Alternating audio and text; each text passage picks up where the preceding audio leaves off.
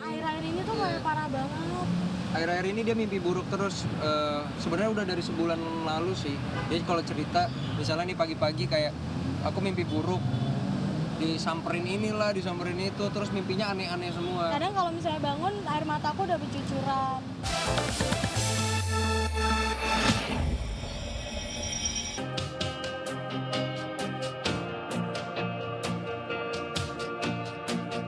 Lagi asik-asiknya jadi bucin, hidup Rizia Jody malah mendadak nggak tenang.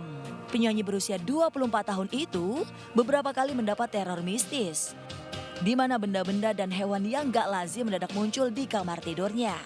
Yang paling nggak masuk akal, Jody juga diteror sampai ke alam tidurnya.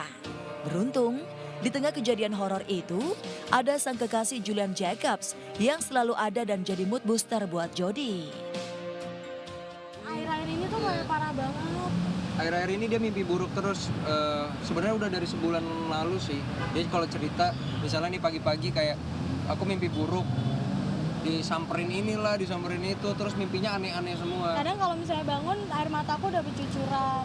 Terus kadang kalau misalnya mbak-mbak pada nyamperin di kamar aku ngecek gitu, aku katanya udah bentukannya udah serem banget gitu. Pucat.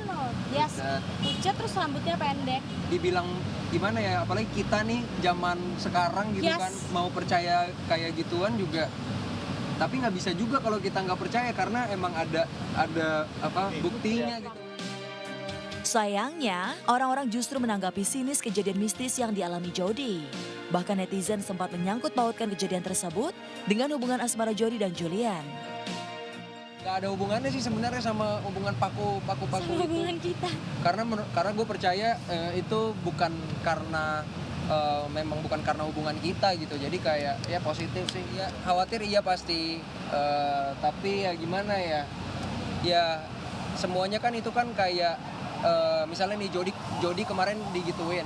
Mungkin itu sesuatu black magic itu mau masuk ke dalam tubuhnya Jody tapi ternyata tuh nggak masuk kan, mental gitu. Jadi menurut gue kayak dia punya proteksi, dia punya iman, dia punya proteksi diri gitu. Jadi kayak gue percaya aja sih sama dia.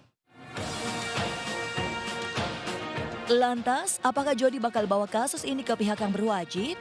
Atau justru Jody berniat membalas balik kejadian mistis yang ia alami? Aku enggak, keluarga aku enggak, tapi mungkin orang-orang sekitar aku yang bener-bener nyari kayak ini pasti ada yang nggak suka nih sama kamu makanya ngirim kayak gini.